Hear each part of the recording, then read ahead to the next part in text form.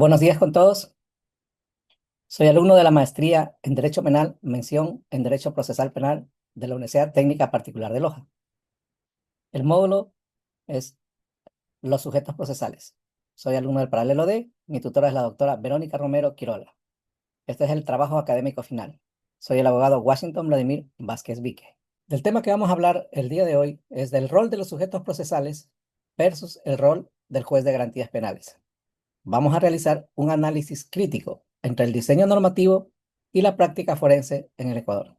La consolidación de la Constitución de la República del Ecuador del año 2008 y la vigencia del Código Orgánico Integral Penal, COIP, en el año 2014 provocaron una verdadera transformación al sistema judicial penal en el Ecuador. Se produjo un cambio de paradigma. Esto marcó el cambio definitivo de un modelo inquisitivo escrito a un sistema acusatorio oral. El cambio de paradigma redefinió la estructura del proceso, redistribuyendo funciones y estableciendo roles específicos para quienes intervienen en la administración de la justicia. ¿Quiénes son, según el Código Orgánico Integral Penal, los sujetos procesales? El Código Orgánico Integral Penal, en su artículo 4339, establece taxativamente quiénes son los sujetos procesales. En primer lugar, lo enumera a la persona procesada, en segundo lugar a la víctima, en tercer lugar a la fiscalía y en cuarto lugar a la defensa. El presente ensayo tiene como objeto analizar el rol de cada uno de estos sujetos procesales a la luz de sus deberes y facultades legales, para luego emitir un criterio fundamentado sobre la efectividad de su cumplimiento en la práctica forense. La tesis central de este análisis sostiene que, si bien el diseño normativo garantiza teóricamente la igualdad de armas y el debido proceso, en la práctica existen diferencias estructurales y operativas que desequilibran la balanza, afectando gravemente la materialización de la justicia. Asimismo, se abordará la discusión dogmática sobre la naturaleza del juez de garantías penales, argumentando por qué su exclusión de la categoría de sujeto procesal es necesaria para salvaguardar el principio de imparcialidad. El primer sujeto procesal a analizar será la Fiscalía General del Estado. En teoría, la Fiscalía ostenta el monopolio de la acción penal pública en el sistema penal ecuatoriano. Según el artículo 195 de la Constitución y el artículo 442 del COIP, la Fiscalía dirige la investigación preprocesal y procesal penal. Su rol es muy dinámico y preponderante durante la etapa de instrucción, donde tiene la carga de la prueba para desvirtuar la presunción de inocencia. Sin embargo, el deber más crítico y a menudo más cuestionado del fiscal es el cumplimiento del principio de objetividad. El artículo 5, donde se mencionan los principios procesales, numeral 21 del COIP, donde se habla de la objetividad, manda a que el fiscal no solo investigue los hechos que agraven la responsabilidad del procesado, sino también aquellos que la eximen o atenúen. En la práctica, se observa una tendencia hacia una acción acusatoria desmedida. A menudo, la investigación fiscal se centra exclusivamente en la recolección de elementos de cargo, relegando la búsqueda de la verdad procesal integral. Aunque la normativa del Código Orgánico Integral de la Función Judicial establece que la Fiscalía es un órgano autónomo, la presión social y mediática influye altamente en los fiscales, los mismos que priorizan la prisión preventiva como regla general, desoyendo el mandato constitucional de que esta debe ser una decisión de última ratio, de acuerdo al artículo 77 de la Constitución. Esto desnaturaliza su rol de garante de la legalidad para convertirlo en un mero perseguidor, afectando a la igualdad procesal. El siguiente sujeto procesal a analizar va a ser la defensa y el procesado. El procesado resulta ser el titular del derecho a la defensa, consagrado en el artículo 76 de la Constitución. El COIP, en su artículo 440, reconoce al procesado la potestad de ejercer todos los derechos constitucionales e internacionales. Para que este derecho no sea ilusorio, la figura de la defensa, que puede ser pública o privada, es indispensable. La Defensoría Pública, según los artículos 191 de la Constitución y 286 del Código Orgánico de la Función Judicial, tiene el mandato de garantizar el pleno e igual acceso a la justicia de quienes, por indefensión o por condición económica no pueden contratar un abogado particular.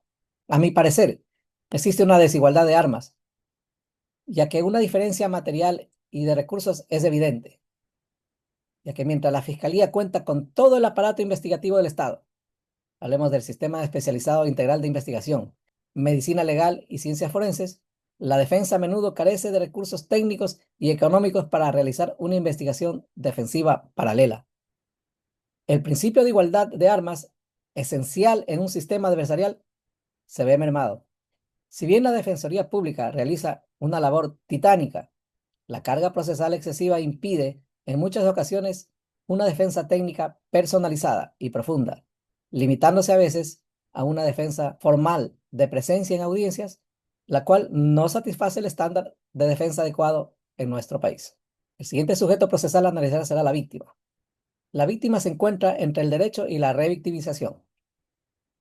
La víctima, que históricamente se ha mantenido marginada, ahora recobra protagonismo. El artículo 441 del COIP le otorga la calidad de sujeto procesal, independientemente de si presenta o no acusación particular. Sus derechos incluyen la reparación integral, la protección especial y la no revictimización, estipulada en el artículo 78 de la Constitución. En la práctica real, a pesar de existir una abundante legislación sobre la reparación integral en los artículos 77 y 78 del COIP, en la práctica la participación de la víctima suele reducirse a su testimonio. La reparación integral se confunde habitualmente con la indemnización económica, olvidando las medidas de satisfacción, rehabilitación y no repetición. Además, el sistema judicial frecuentemente incurre en revictimización debido a la falta de infraestructura adecuada.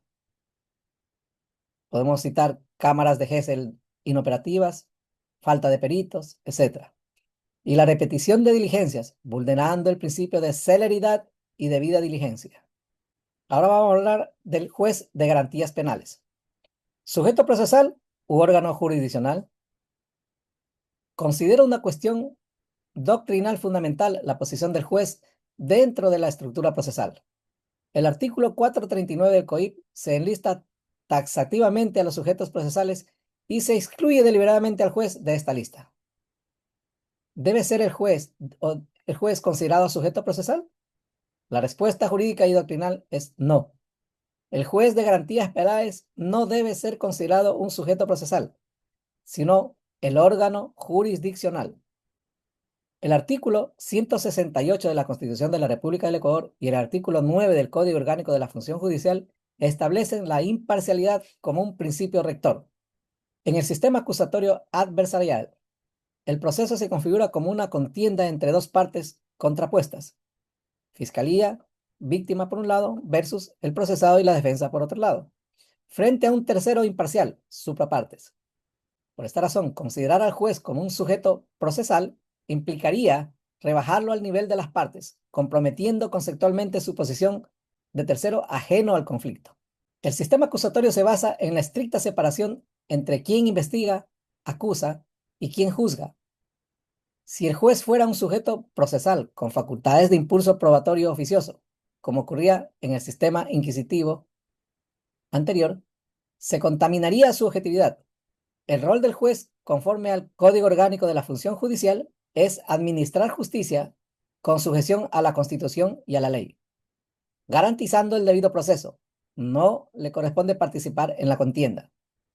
Autores como Ferrajoli sostienen que la garantía de la jurisdicción se basa en la ajenidad del juez respecto a los intereses en el litigio. El juez no tiene un interés en el resultado del proceso, como sí lo tienen los sujetos procesales, sino un deber de custodiar la validez del mismo y emitir una decisión justa, basada únicamente en las pruebas actuadas por los sujetos procesales. Por lo tanto, la exclusión del juez a ser parte de los sujetos procesales, claramente indicada en el artículo 439 del Código Orgánico Integral Penal, es un acierto legislativo que refuerza la estructura adversarial del sistema penal ecuatoriano. El juez es el destinatario de las actuaciones de los sujetos procesales, no un compañero de estos en la lucha procesal. Conclusiones. El sistema penal ecuatoriano ahora cuenta con un diseño normativo moderno y garantista, alineado con los estándares internacionales de derechos humanos. El COIP y la Constitución de la República del Ecuador delimitan claramente las funciones de la Fiscalía, la defensa y la víctima como sujetos procesales, y la del juez como el órgano jurisdiccional imparcial. Lastimosamente, el análisis de la realidad práctica revela brechas significativas. La Fiscalía a menudo confunde la objetividad con el afán condenatorio. La defensa lucha contra una desigualdad material de recursos investigativos y la víctima, aunque reconocida formalmente, sigue enfrentando barreras para una reparación integral real y no meramente económica. Finalmente, se ratifica que el juez de garantías penales no debe ser catalogado como sujeto procesal.